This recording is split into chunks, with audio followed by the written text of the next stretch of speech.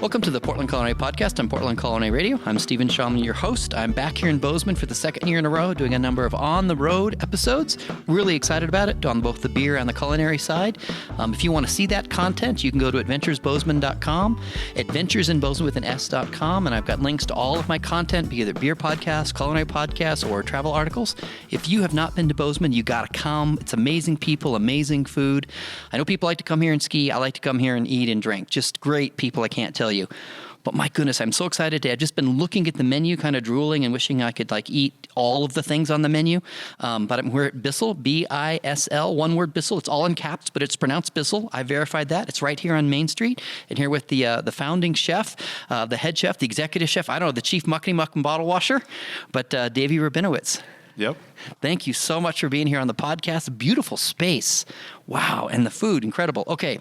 So questions I ask everybody on all my podcasts. Where were you born? I was born in Cleveland, Ohio. Okay. And where'd you go to high school? I went to Cheyenne Mountain High School in Colorado Springs. Colorado. Okay. And what was the mascot there? We were the Indians.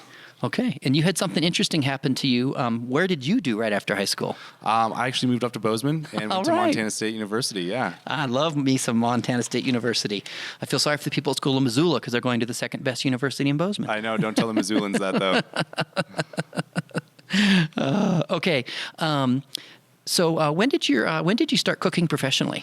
I was about 19. I was a dishwasher at one of the local restaurants here, and I realized I absolutely loved the camaraderie and kind of the funness that I saw out of the chef's eyes. And so I asked the kitchen manager if I could start to move up, and 2 weeks later, I was in the kitchen cutting vegetables. So a lot of scars on my fingers right now. And you did that, and you still loved cooking. Yep, I did. Okay, and then that led to you, if I understand correctly, saying, to heck with it, I want to really go for it and become a chef. Yep. And professionally, and maybe have my own restaurant someday, I'm moving to Portland. Yep. Why did you choose Portland from Bozeman? So I was kind of doing a lot of research about places I wanted to go to culinary school, and it was between Portland and Seattle. And Portland, for me, had this idea of kind of this farm-to-table concept that I absolutely fell in love with, and not to mention it's just kind of right on the river. Everything I heard about Portland was phenomenal. The food truck scene was probably the best. It still probably is the best in the country. Yes, as the author of the book on Portland food carts, it is the best. I'm certain of it. And so literally when I was 21, 22 years old, I packed up my bags, moved out, and I went to Western Culinary Institute. Oh, great people there. And those guys ended up, when there was a change there, and those guys ended up founding Oregon Culinary Institute. So that's where your heritage goes. Those people started OCI, which is a great place. And something crazy happened. You were at culinary school for 2 weeks. Yep. And then where did you get a job at? So I got a job at Departure, working under Gregory Gourdet, fantastic chef. But I first of all I was broke because I didn't realize how expensive Portland was, and also I just wanted to learn from the best chef and the hottest chef still in Portland. And so you think Gregory Gourdet is the hottest chef in Portland? I thought it was Jonathan Rendon, the chef de cuisine at Departure. No, I'm just kidding. No. Gigi, he's the hottest both cooking and look wise. And he's amazing. He's an amazing human being. I'm just teasing because Jonathan's going to hear this and punch me in my arm. Okay, so you must have been a work trial or something, right? Mm-hmm. So why did you? So you chose that because you thought this is the guy I want to learn from. Yep.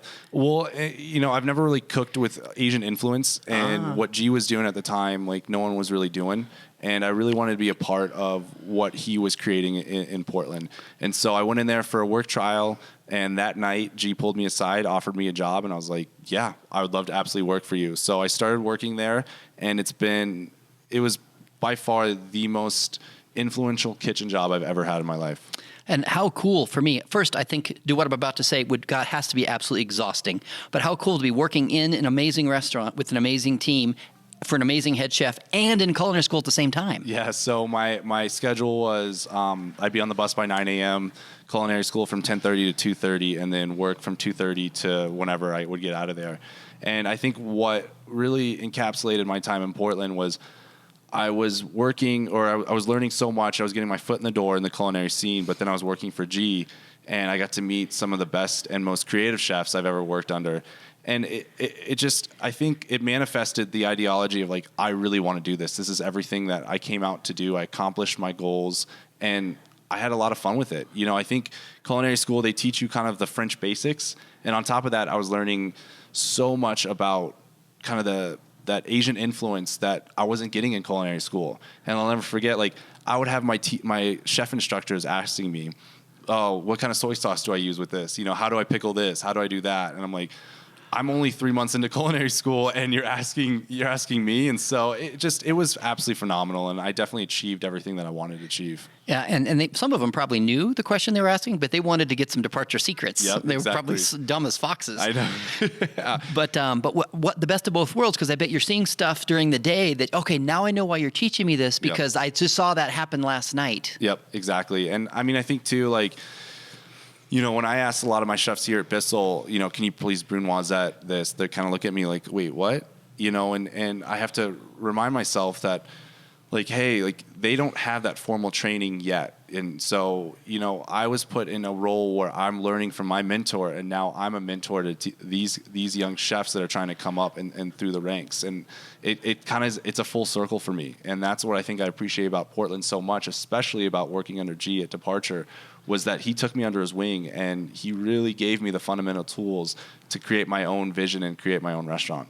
That's fantastic. So a question for you. I address this question, the reason that OCI is a chapter in my first book, because I get food card earners, and people would still ask me today, should I go to culinary school? Oh, yeah, because I'm a chef. I really know, which I don't even play chef yet on TV.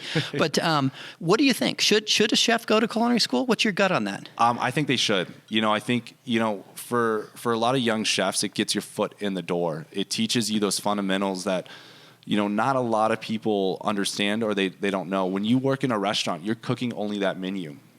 Yeah, I mean, your knife work has to be on point. Your sauces have to be on point. But, when I ask someone, like, name me the mother sauces, they kind of look at me and like, what are the mother sauces? And I'm like, all right, so it's this, I have to kind of go through. Okay, for people that a lot of people know, but for those that heard this right now and they're like, what are they? So tell the audience what they are. So if you'll excuse me, it's the hollandaise, tomato, velouté, bechamel, and espagnole sauce. Wow. Okay, I love me some bechamel and some hollandaise. Exactly. And tomatoes okay too. Yeah, and but they're called mother sauces because if you can make those sauces, then you can riff on all of those and make just about anything. Is that accurate? It is. And I think too, like, to go along with the mother sauces, you look at different styles of cookery, like whether it's stocks or eggs or proteins with fabrication as well. But I think if you can cook eggs perfectly, that's probably the most difficult thing to do in the culinary world, because you look at the different applications of eggs, whether you poach over easy, over medium, sunny side up, aiolis, anything of that application. When you look at the ribbon stage of hollandaise, it comes from an egg. So if you know how to cook eggs, you're on your way of really perfecting something so beautiful. And hollandaise sauce is easy to break. It is. I mean, hats off to people that can make a good hollandaise sauce, because I've had lots of bad ones. Yep. But the good ones, that's like one of my favorite sauces. My goodness. It's delicious. And we're lucky enough in this kitchen where we actually have what's called a Thermomix. So it's a heated blender. So all we do is just add sous vide eggs and a little bit of butter. 10 minutes, we have a perfect hollandaise. Oh my goodness, that's fantastic. Well, and my head is thinking of your chefs who don't have that background, and then they get your guidance. Exactly. And I wholeheartedly agree with you. Those chefs, if they need to, in my opinion, if they want to continue this career, they need to go to culinary school, which is not easy, but that's okay. Yep. I mean, Seth Godin has a book where he talks about the dip, and you have to go through the dip to get to the other side. Yep. And the bigger the prize, sometimes the bigger the dip.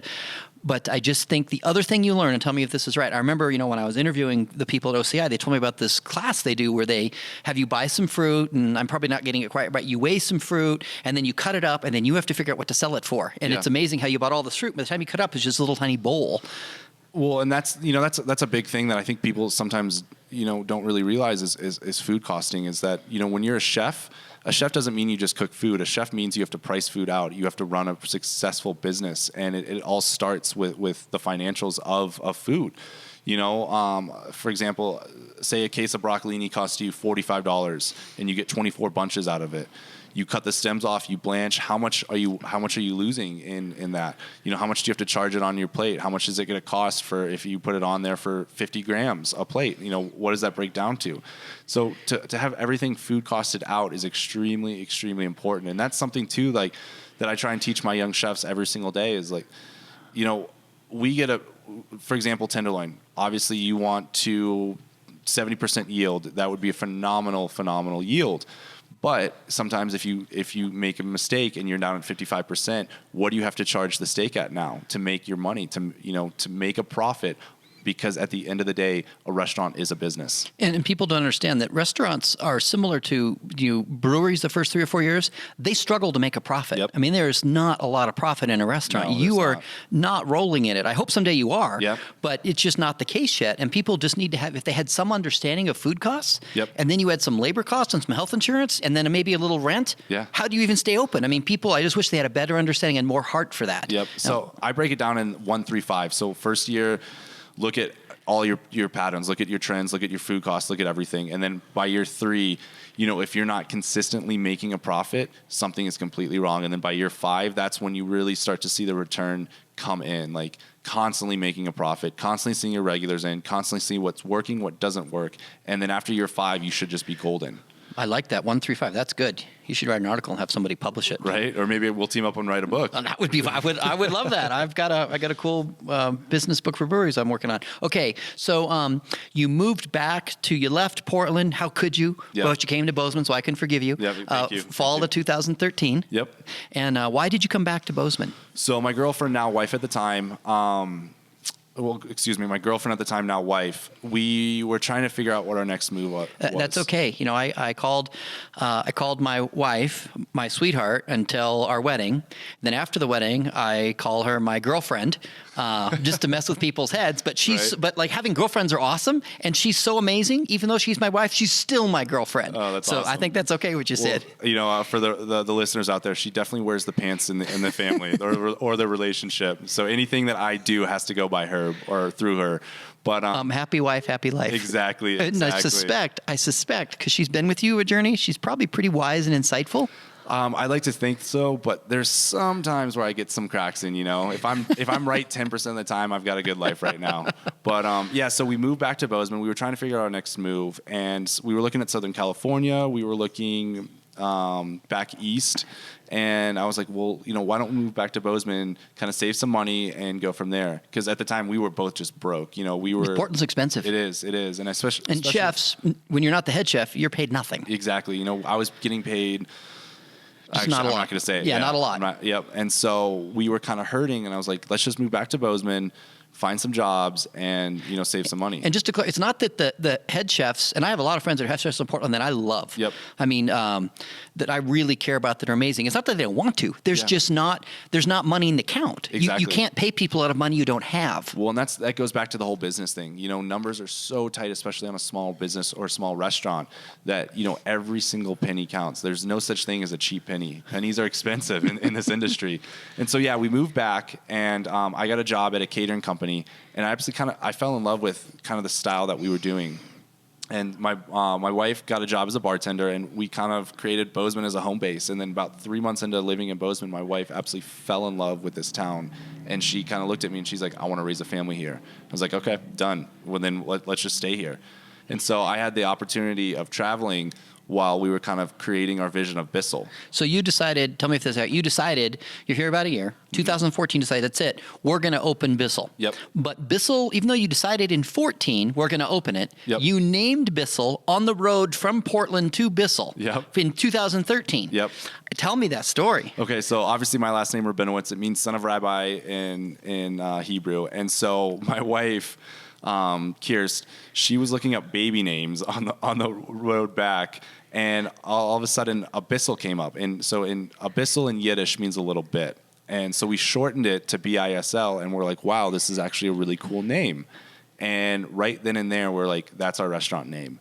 That's beautiful. On the road here. I just think yep. that's how the universe works. Exactly. And you were headed to your destiny. Exactly. Or at least this phase of your destiny. I don't know where you'll be in 10, 15 years, yep. And that's fine. But this, regardless of what happens in the future, this will always be an incredibly significant part of your journey. Well, whether you're here 20 years or in 5 years you're on the Food Network. Yep. And this was our first kid. My wife and I, we have 3 boys now. But Bisl was our first child. And we couldn't be more excited, more happy, and more pleased with how it's turned out, from our staff to our food, to our guests, to where we're at. I mean, Bozeman has been phenomenal, and we're just lucky to be a part of it. Okay, so Bisl was your first child, and now how many? Now tell me who came after. So we've got Cade, he'll be 4 in June. We've got Kian, who just turned 2, and then we have Kobe, who is 9 months old. So you've got 3 under 4. There's a time in my life where I had 3 in diapers at one time. Yep. So and you're a chef of an amazing restaurant. Yep. Whoa! So we've worked hard to create a life that we absolutely love, and but being a father is amazing, isn't it? It is. There's not a dull moment whatsoever. You know, I picked up my son from daycare a couple days ago, and I saw him in the corner chopping fake vegetables, and I was like, "All right, let's talk about this here in a little bit." So, because I mean, being a chef's phenomenal. It's so gratifying, you know. But for me, it's tough missing out on some of the times where I get to see my kids. But, you know, I spent some time in my life, worked really hard to make some accomplishments and felt bad, and I missed some of the times I missed. But, you know, like my son, Zach, he's, you know, building a brand and has an amazing, you know, sports YouTube channel and podcast. And he was watching. You know, he learned the lessons, what it takes to build something. And so I get it. In a perfect world, I would be there all the time. I was there a lot, but still I had to put in some hours to make stuff happen. And so one of the gifts you can give your kids is, hey, here's what it took. And here's the life lessons I learned. Like I was learning life lessons at the time. I didn't even know I was learning them. Then look back, and then I can tell Zach or Zeke, you know, or my stepkids who are amazing, hey, here's some life lessons. Okay, so 2014, we're going to go for it. We're going to open Bisl. And you leave the country. I do. So I'm going to take a quick step back. We actually did 2 pop-up dinners before I left the country, and that was kind of the manifestation of Bisl, hence Bisl a little bit. We did 2 16-course dinners at a local restaurant here in town, and they were phenomenal, and we're like, all right, we have something here. So then I left the country to go work at Restaurant Relay in Copenhagen, and it was phenomenal. I spent 3 months over there. And then where else did you work? I worked at Atera, but it was less than a week. It was just to kind of check it out, see what was going on, and it was in Tribeca, New York. Okay, but you spent 3.25 months away to help open your restaurant. Exactly. How does that, I know how, but how? Tell us how that makes sense. So I really just wanted to work in a Michelin star kitchen. You know, that was kind of one of my goals, not to mention to work overseas, somewhere in Europe. And so I really just wanted to see what Relay was doing. You know, and not to mention at that time, Relay just got nominated as world's most sustainable restaurant. And Christian Puglisi, the head chef, and he was just so... what he did with vegetables was phenomenal. And I've never really worked in a restaurant that was so vegetable focused. And so that's kind of what I wanted to check out, was how he manipulated the vegetable so people were just blown away by it. And so for me... Relay was that kind of R&D stage where we could come back, create Bisl as an a la carte menu, but has kind of the feeling of a pre-fee menu. And so when I was out there, I was the first ever stage to run the hotline and have stages underneath me, and it was just absolutely phenomenal.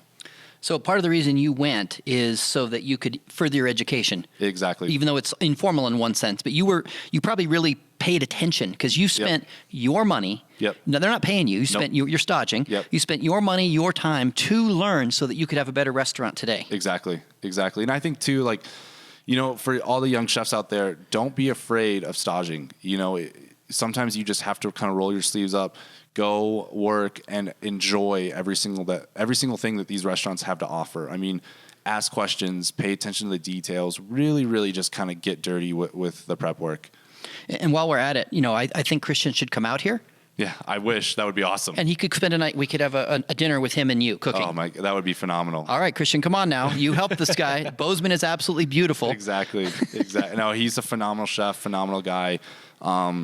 You know, with Chef Puglisi, like what he did so well was his calmness in the kitchen. You know, he would talk to you, and he would make you feel as if everything that you were doing was right, but he would still make sure that his vision was being executed properly. So that's fantastic. Okay, so I think it's absolutely brilliant that you took your career seriously enough to spend your own time and money to be gone for 3.25 months. So this space is absolutely beautiful. Thank you very much. We're on Main Street. This is my 3rd visit to Bozeman. Main Street seems really cool. I've walked up and down it, you know, morning, noon, and night. Yesterday I went to Cactus Records and I got my shirt that I was very excited about. We love our neighbors. I love Cactus Records. They're a lot of fun. And I just love it. And so how cool was it? Because you came here right after high school. Yep. For college. How cool is it that you have a restaurant on Main Street? Well, I would have never actually guessed it or believed it when I was in college. But, Main Street is kind of the heart and soul of downtown or heart and soul of Bozeman. I mean, there's so much amazing retail shops, restaurants, everything like that on Main Street. And for us to be a part of it, we feel very lucky and very blessed with it. I think when people think about Bozeman, they associate two things with it. First of all, Bridger Bowl, skiing and everything like that. And then kind of downtown Bozeman is where people want to be. And so for us to be a part of it, I think it just speaks volumes about, first of all, I think our community, we've never had anyone... everyone has accepted us extremely well, so we're just excited to be a part of it. And I'm on a mission to change that. I want Bozeman to be known for Bridger Bowl's great if you like to ski. Come on now. Yeah. And the downtown is awesome, but how about amazing food, incredible restaurants, and amazing beer? It is. I mean, if you're a brewer, if you're a beer fan, you got to come here. If you're a culinary fan, you got to come here. I mean, you can eat really well. Yep. Breakfast, lunch, and dinner. Yep. And have fun. And exactly, and that's what Bozeman's all about, is just having fun. This community is phenomenal. And you can even go to Granny's Gourmet Donuts. Exactly. Which we actually get donuts from there all the time. His brother owns a shop right behind us, his twin brother. And so I'll be outside and all of a sudden his twin brother will come up and he's like, I stole this from my brother, and hand me a half dozen of donuts. So we eat those donuts all the time. And if you don't know the Granny's Gourmet Donut experience, I'm not going to spoil it for you. You just have to go. Exactly. I know they say gourmet, but where there's some amazing donut shops in Portland, Blue Star and Coco's, and I could go on. Those are incredible gourmet donuts. Yeah. Just go to Granny's anyways. Exactly. Please do. It's an incredible experience. It absolutely is phenomenal. Okay, so how did you end up with this space? So funny enough, I was actually I was in Copenhagen, and my wife and I were talking about finally pulling the trigger on purchasing a space for Bisl, and all of a sudden my wife calls me up one day and she's like, I think we found the space. And I was like, babe, let's just wait. I need to come back. I just want to check out the logistics of spaces and see, where the kitchen's going to go, where the dining room's going to go. And then all of a sudden the next day I get a phone call. She's like, I bought the space. And I'm like, well, there goes that plan. And so while I was in Copenhagen, the space was bought, and all of a sudden she started tracking down an architect, and we started making plans. And needless to say, a year later, we opened. And it's absolutely beautiful. And I love. You must have hired an amazing designer and amazing bricklayer. Yeah. So I did all the brick, put the labor of love into it. But our architect was also our GC, and he did a phenomenal job with the interior. But you did a lot of the work yourself. I did, yeah. Yeah, we've got in Portland, we have Stormbreaker Brewing, and they have a cool location, and then they opened a second location in St. John's. And Dan and Rob would spend nights and weekends putting in everything, the wood, the walls, etc. Yep. And so that's what it takes when you're bootstrapping and building something on your own. Yeah, and I mean, I remember we were on such a tight budget, and we were trying to figure out where to cut costs and everything. And I was like, I will do whatever it takes just to get this place open. And I remember that too, at Restaurant Relay and every kind of smaller restaurant I've worked at, it's just the labor of love. Like the Starkey's, one of the restaurants I worked at here in Bozeman, Glenn and Kathy, the owners, they did as much as they could possibly do to open. And that's kind of what we did as well. Like I designed the kitchen from floor to ceiling. I was in here for almost 2 months with a crowbar, just chipping away at the drywall to get the brick exposed. I mean, we're talking about 100-year-old brick, so I was extremely, extremely careful with it. I believe it, and it does. It looks beautiful. And I love the tumbleweeds in the ceiling. Oh, thank you very much. Yeah, it's really cool. And at first, you don't even notice them because they're so classy, and then there they are. That's fantastic. Yep. Okay, so when did you actually open? We opened in April of 2016. So you just had 3 years? We did, yep. And no party yet? No, we're going to wait until the summer. Man, you got to have a party, man. Celebration is one of my spiritual disciplines. I know. For real, because you celebrate the good times, and that gives you more motivation. Yep. It really does. No, we're excited. We can't believe we're actually in year 3 right now. It's been phenomenal. Well, that's a testament to your business acumen and your cooking skills, thank you. And that you make amazing food that people love. Okay, tell me how was it when you opened? Was it a disaster? Were you super busy? How did that go? Because different chefs have different experiences. It was crazy. I mean, when we first opened, I've never been so nervous in my life. It was kind of a roller coaster. We did phenomenal on our opening week, but we had to change some things on the menu. We had to be a little bit more conscious of what we were doing and how we were preparing it. And so the menu changed within the first couple of weeks of us opening because we wanted to be... I think our biggest flaw is we wanted to be an a la carte menu, that kind of focused in on pre-feed, because how our menu's set up, it goes snacks, vegetables, and plates. But we realized that we were more of a pre-feed menu trying to be a la carte, and it wasn't going over well. The pickups were just too long.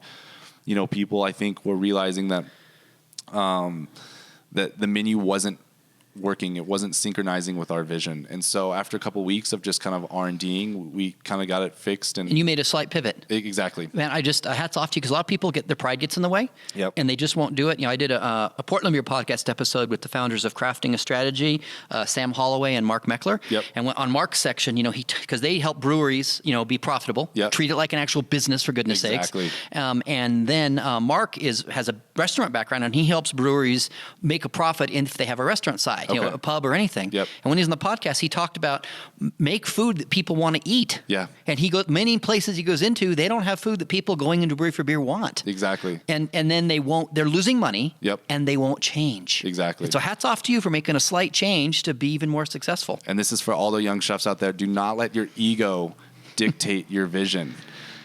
It's still a business. Be creative, be passionate, but at the end of the day, it is a business. The only way that you're going to survive is if you're making money. Amen.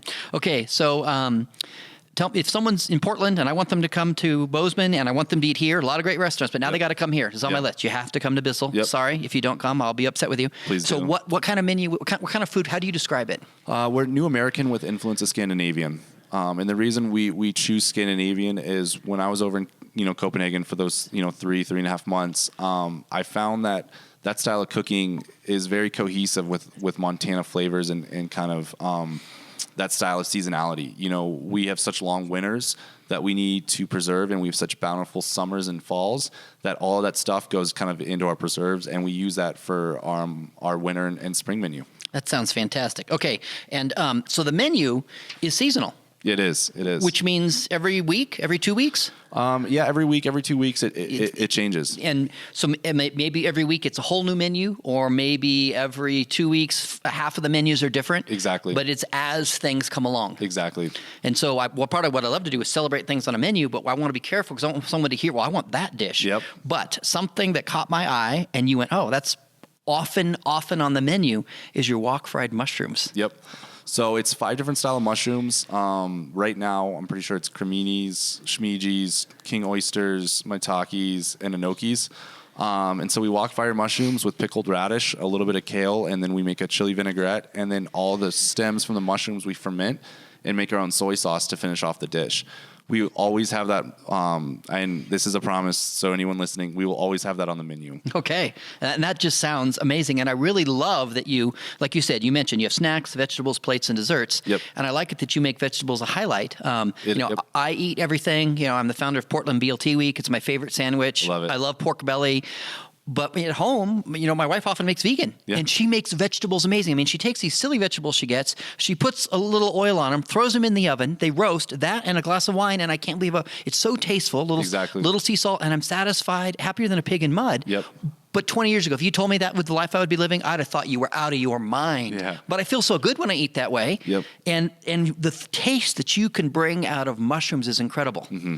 The taste that you can bring out of asparagus, out of broccolini. Yep. And I think, vegetables, it speaks volumes. And I think how you manipulate the cooking, it's all going to speak on the plate. And so we take a lot of pride in how we cook our vegetables here. So I want to make it clear that you're one of many different options here in Bozeman. Yep. And I love Corey at Blacksmith Italian. I did a podcast with him last year. I'm hosting dinner with him Wednesday night. And his food is incredible. But guess what they serve at Blacksmith Italian?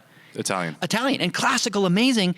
But if I want something different, I have other options. And I think based on your success and the food that I've had, you are now a desired option. Yeah, we try to be. I think, Bozeman's food community is ever growing, and it's been phenomenal. And I think, too, I think the chef community is so grateful to have other chefs in town that are doing what they want to do, their passion, everything like that. Corey does phenomenal Italian food.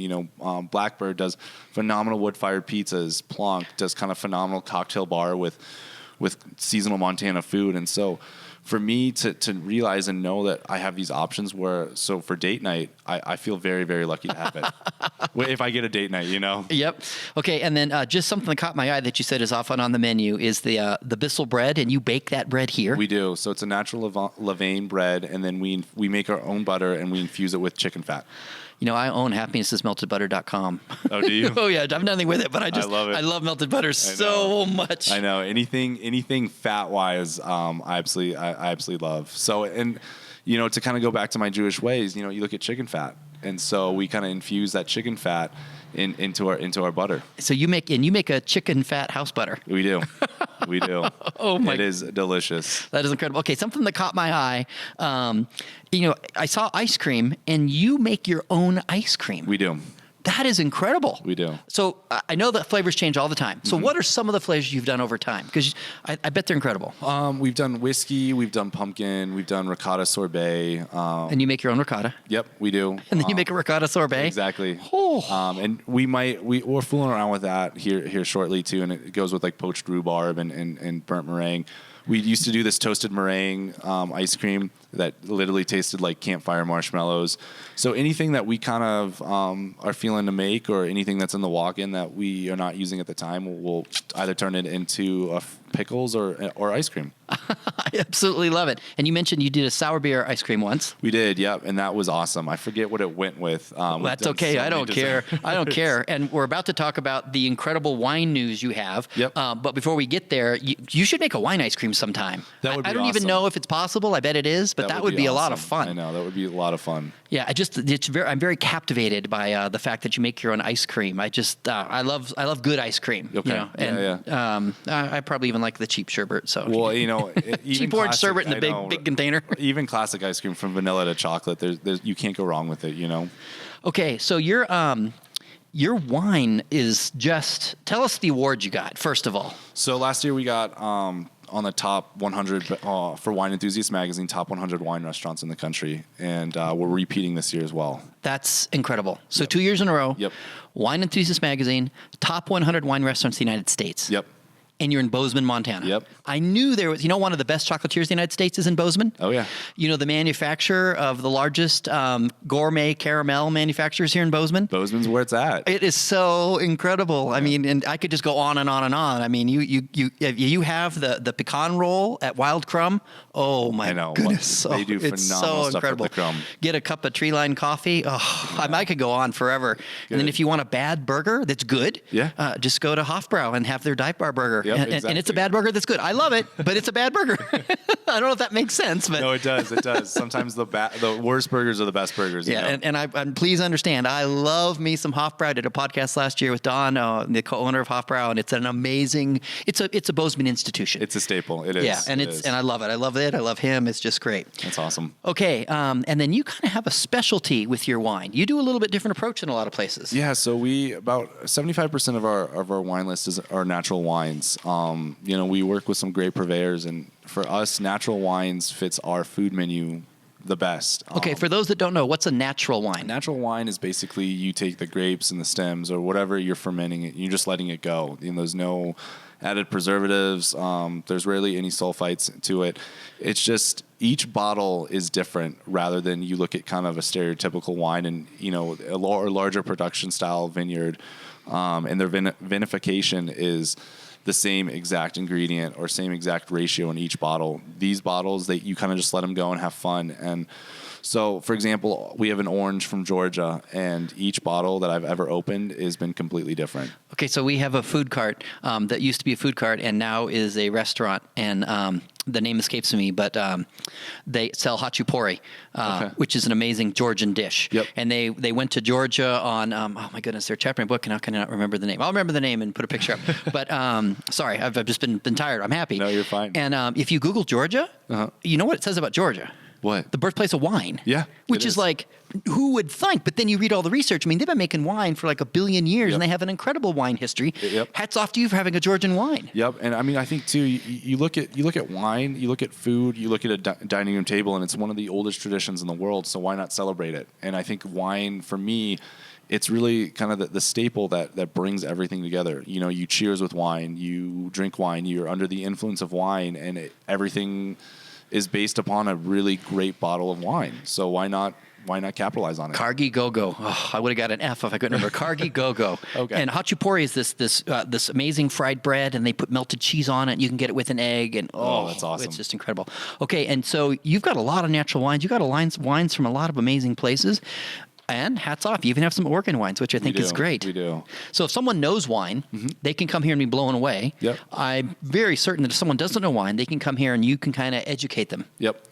I'm always, I try and be on the floor as much as possible talking to people about the wine or food. A lot of the times what we do when we see our regulars, we kind of send them out some new dishes that we've been working on for the past couple of weeks. Oh, my goodness. And they absolutely love it because, they feel like they're getting treated. And so I think, too, with me connecting them with, hey, you guys should try this. We just got this bottle in. And most of our wines, too, it's small production. So we only have these wines for weeks. Yep. And then all of a sudden, we won't have it for a whole nother year. Yeah, and I want to encourage you, if you love wine and you know wine, you need to come here. Yep. But if you don't know and love wine, my time in hanging out in the craft beer community, they make things super accessible. Yeah. They don't care if you don't know. They'll explain it. They're kind. Yep. There's no arrogance.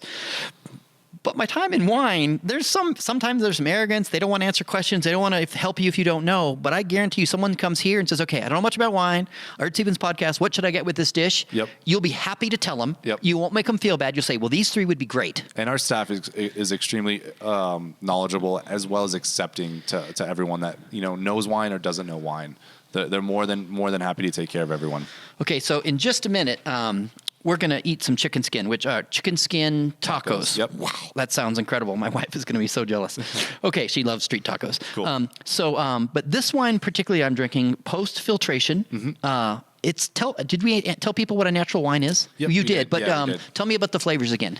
So this is coming from Martha Stuman. And right now, she is probably one of my favorite vintners in California. So this is a Roussan blend.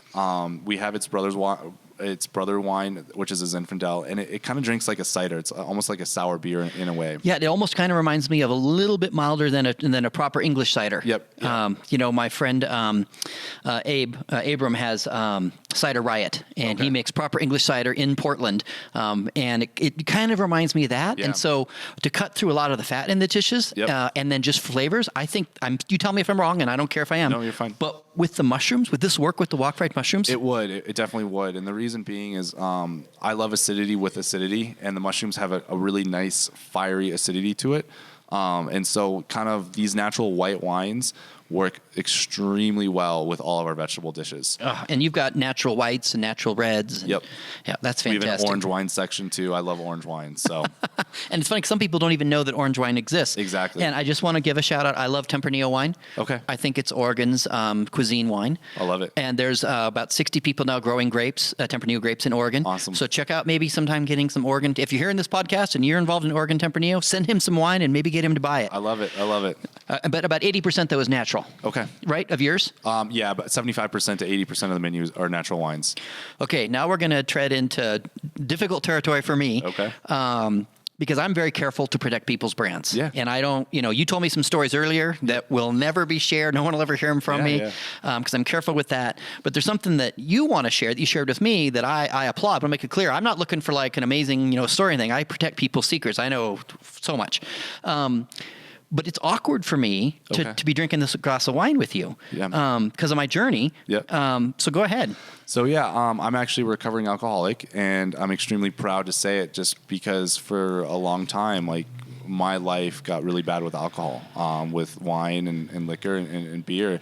And so I just want people to know, whoever's listening, that if you do feel like you have problems and you're in the industry, don't be afraid. Don't be fearful to speak up, because it will ruin lives. It kills people. And for me, I almost lost everything because of it. And I almost died of it or because of it. And so I'm extremely proud and pleased to say, that for me to be a recovering alcoholic, I'm a happy chef. I'm actually a very grateful and happy chef and business owner. Man, I celebrate your courage to say that. And the reason I think it takes courage is that, some people have some of those journeys. Now, I've never wrestled with alcoholism, but I have some other parts of my life that, I felt shame over. Yeah. And my definition of shame is when you feel bad about who you are. Yeah. And that's just not a good place to be. Yeah. And that leads to a road to ruin. Yep. And, my dad was an Orange County deputy sheriff, and cops, huge alcoholism. Yep. And we don't talk about it, but there's a lot of alcoholism in the culinary world. Yeah, there is.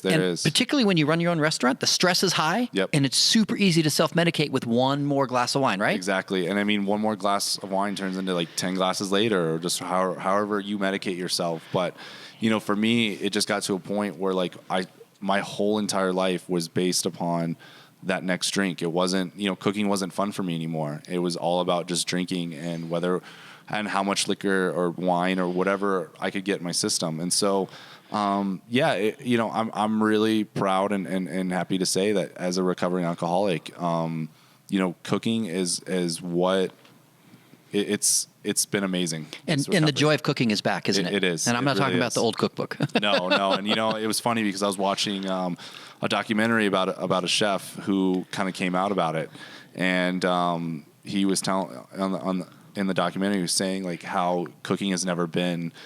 Right now, he's doing the best cooking of his life, and that's how I feel right now about myself as well. Yeah, we've had some chefs in Portland who've been public about their overcoming, wrestling with and struggling with alcoholism, and that's their story to tell. I don't, Aslan says everyone tells their own story. Yep. But I think that's brilliant because we know it's a problem. Yeah, exactly. And I hope there's a chef that hears this and realizes, wow, okay, and you got through it. You feel like you're more fulfilled now in your cooking, yep. And you feel like you're cooking better than you were when you were in the depths of it. Exactly. And I mean, I think too, like, I'm like looking around at the restaurant right now, and I'm seeing, there's alcohol everywhere. And I have two paths or two options or two roads, if you will. I can kind of go back to where I was and not really and be apathetic and just only worry or care about drinking, or I could really cook some amazing food and be a happy-go-lucky chef and really just enjoy my time in the kitchen. And honestly, I choose the latter every single day of the week. And your wife and kids probably, not that they didn't like you, but they probably like you a little better now. I'm a lot more present. I'll tell you that much. Oh, I like that, a lot more present. I'm a lot more present. And part of the reason it's awkward for me is that, I spent about 10 plus years in corporate banking, 10 plus years in the nonprofit world, did a lot of things I don't usually talk about. But one of the most fulfilling things I did during that time is I was a chaplain for City Team Rescue Mission Homeless Shelter downtown Portland. And I worked day in, day out with alcoholics. And so I know way more than I should. Yeah. So if I know someone's an alcoholic, I don't want to drink with them because I don't want to hinder their journey. Yeah, exactly. And so that's how come I have such a heart for it, and I'm so proud of you for having the courage to be honest about it. And that kind of honesty makes it easier not to have a relapse. Well, and that's a thing too. Is again, me being honest. My staff is just so appreciative of everything. They probably had to cover for you in the past. They did. And they probably had internal stress about it. They did, and they just felt like, I was being codependent on them. Well, you probably were. I was. Because you have a problem, and they got to make up for it, and they got to worry about it and think about it, and that's like textbook codependency. Well, and another thing too, when I was drinking a lot, I didn't really know the line, or I couldn't find the line between being buddy and chef owner. And I think too, it's difficult because you want to be their friends, but at the end of the day, you got to run a business and you got to do what's best for you to make sure that business is surviving. And so there would be nights where I'd go out and have a beer with them at the bar, and my wife was like, "Davey, what are you doing?" And I was like, "Oh, they're good friends of mine." And they're like, "No, you just crossed a line that you shouldn't be crossing." And so I had to learn that the hard way, and needless to say, it wasn't good, because when I corrected them, they treated me more as a friend rather than, the chef. And so, or if I had to correct them, or, I was too nice to them. Yeah, you had to learn a new skill. Exactly. Yeah, and just something you mentioned is pretty powerful. There's one thing to be the chef and the coworker, but then you got to be the boss. Exactly. You have to be the boss. And I did a podcast with the people that they have an amazing software company, and they help lots of businesses. It's fantastic, called the Professionally Managed Brewery. Okay. And one of the big things that they have, orchestra software, one of the big things they have is who is in charge at your brewery. Yep. And these days, they don't want to take on people that fail, and so they'll ask and if there's no one in charge, they're not sure they want to take you on as a client, because if there's not, who does the buck stop with? Yeah. It's not going to work. Yeah. Yeah. I mean, it's It's a tough line because you want to be their friend. You want to like make sure that the kitchen you run, like everyone, I call it the Jackie Moon, ELE, everybody love everybody, you know, you want that. But at the same time, it is a cutthroat industry, and you've got to make sure your business is surviving. You got to make sure, you know, you can pay these people, you can pay your purveyors, you can pay yourself. And most importantly, you got to make sure that the food on the plate is everything that you want it to be. And for the longest time, that food was not what I wanted it to be. So I hear that your professional fulfillment, or personal fulfillment at home's increased. Yep. Your professional fulfillment at work has increased. You're enjoying cooking more again. Yep. You are more, do you feel like you're cooking better? Yep. But I suspect you're more aware. Yep, I'm a lot more aware. And your bottom line's going to go up. Yeah, let's hope so. Because all the wine I was drinking at the restaurant was not. Well, even that, I think you'll start to see little things and realize, okay, I'm not half sauced, so I can be more present, like you said, and aware, and make changes to make sure we make some money. Exactly. Because if you don't make money, you don't stay open. I know. Exactly. Exactly. All right. Well, we labored hard on that. Again, I just want to affirm your courage. Thank you. I just super proud of you. Thank you very much. You're just, I have kids your age, believe it or not, and if you were my son, I would be so proud of you. I appreciate that. I'm almost in tears thinking about it, but the courage is fantastic, and please just keep on that path. And if you struggle, get help. Yeah. Just phenomenal. Okay, let's eat some chicken skin tacos, shall we? Sounds good. Wow, look at these. These are beautiful. So this is the famous Bisl chicken skin taco. It is. I'm going to eat it. I'm so excited to eat it, and you tell us about it. Okay. So yeah, we form chicken skin into a taco mold, and then we stuff it with a little chicken confit, honey mustard, a little sauce of rhubarb with black garlic and dill, and then there's grilled leek in this one as well. Wait a minute. This is not a tortilla. No. This is incredible. This is a chicken skin tortilla, basically. Exactly. Yep. So we clean the skins, and then we form them around kind of a taco mold, and then we bake them off till they get really nice, crispy, light golden brown. And then we stuff it. And the great thing about this dish is that it changes seasonality. We'll probably do kind of a country club chicken salad here shortly with celery and shallot, and just like really, really nice, good mayonnaise, and then just kind of go from there. I love this dish because it is a staple here. We've had it on the menu for about 3 years, but we can always just change the flavors. Yeah, and it's not always on the menu, but it's often on the menu. Exactly. So hope when you come it's here, but if it's not on the menu here, that just means you have to come back to Bozeman again. Exactly. So relax. Yep. But these are incredible. Yeah. And you said garlic salt, right? Black garlic. Black garlic. Oh, wow. They're incredibly good. Good. Oh, man. Okay, tell me about this plate. Yeah, so we put it on a wooden plank. Most of our plateware is we either make it or it's actually made. We work with a local potter's person. I don't know the correct terminology, so excuse me for that. But I like potterist, even if it's not a word. We just made it up. Perfect. I love it. You know who made up words, right? Who?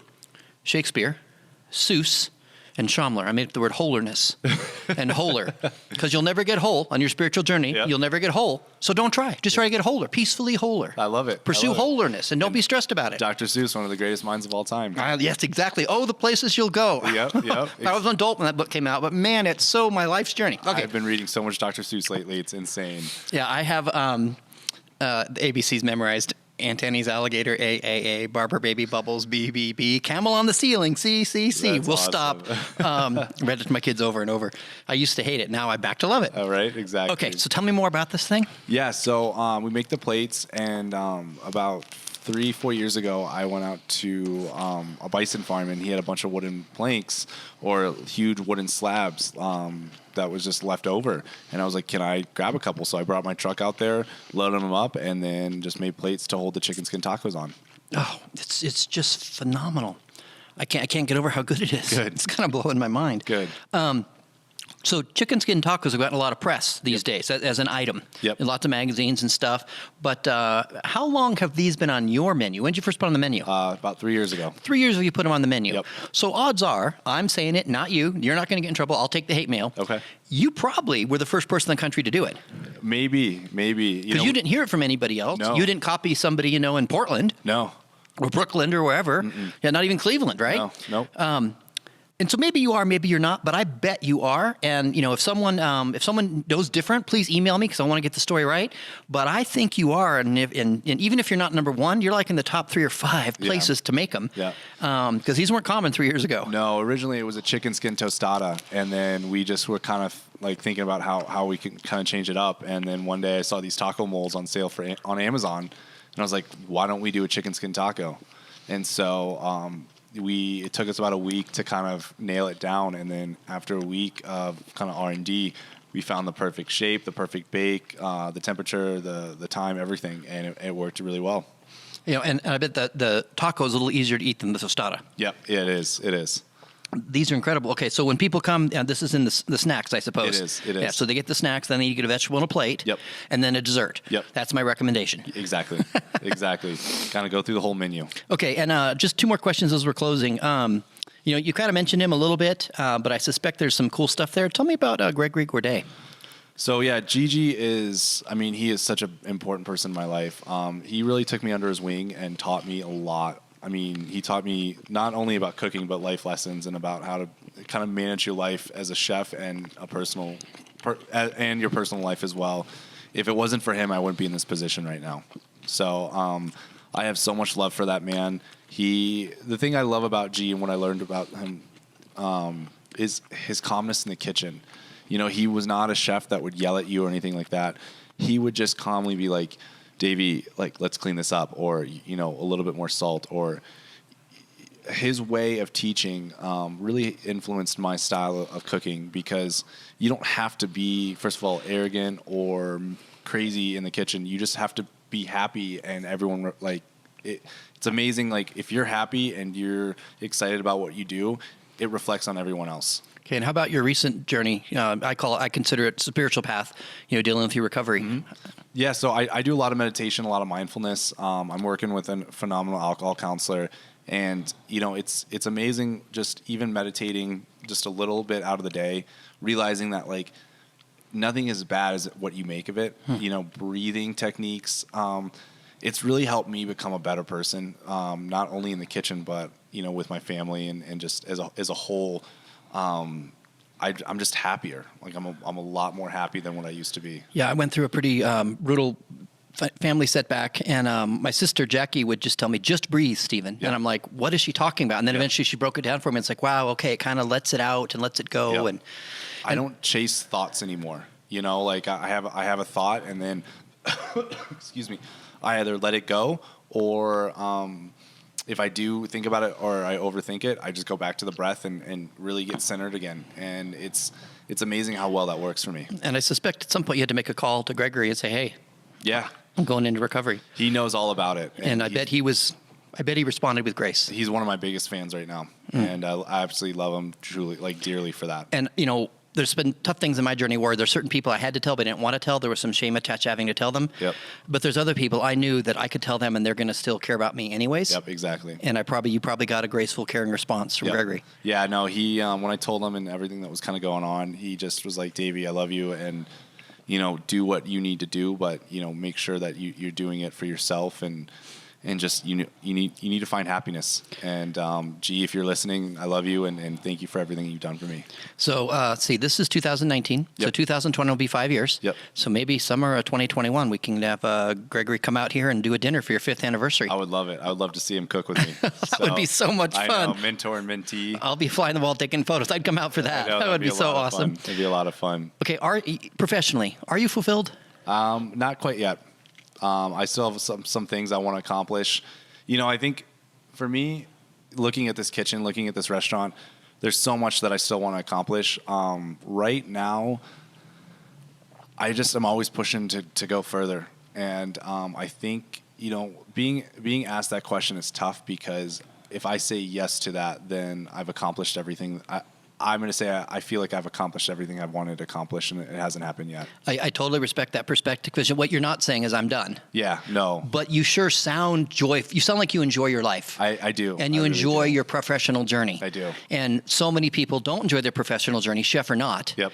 And then I know from behind the scenes stories I'll never tell how many chefs don't enjoy the professional journey Yep. because they didn't know what they were signing up for. Yeah. And the fact that you found a path where you enjoy your life and enjoy your profession, I think that's fantastic. You know, before when I was drinking and I was in a really bad shape, I think I was doing it more so just for the kind of the praise, you know, hoping that everyone was going to love me through their eyes. And right now, like, as long as I love it and I really, really am passionate about it, that's the only thing that matters to me right now, is kind of my perspective on it. And I know that sounds a little arrogant maybe, but, you know, I think the most important thing is if you're passionate about it and you truly, truly love it at the end of the day, then you're doing the right thing. And I got to affirm that because if you're trying to please everyone else, that's one of those roads to ruin. I know a lot of roads to ruin, trust me. And that's one of the ones that go there because you can't please everybody all the time. You can't. And if you enjoy your journey and you enjoy the food you're cooking, then other people will. Yeah, exactly. And they'll see it. They'll see it on the plate. They'll taste it. They'll know. Yep. And for right now, like on this day, I absolutely love what I do, and I have the best job in the world. Yeah, in beer, there's the fifth ingredient. You know, you got water, hops, yeast, and malt, and then love. Yeah. And if the chef puts the fifth ingredient into beer, you can taste it. Exactly. And the same thing is true in food. Exactly. Yep. Exactly. All right. Well, Davey, I'm so proud of you. Thank you very much. I hope you have people telling you that on a regular basis. I can tell you don't get your value from it, and it's okay to take some satisfaction in what you've done. And I'm so excited for your restaurant. I can't wait to watch you continue to grow and have success wherever your journey takes you. I appreciate it. Thank you so much. All right. Cheers, everyone.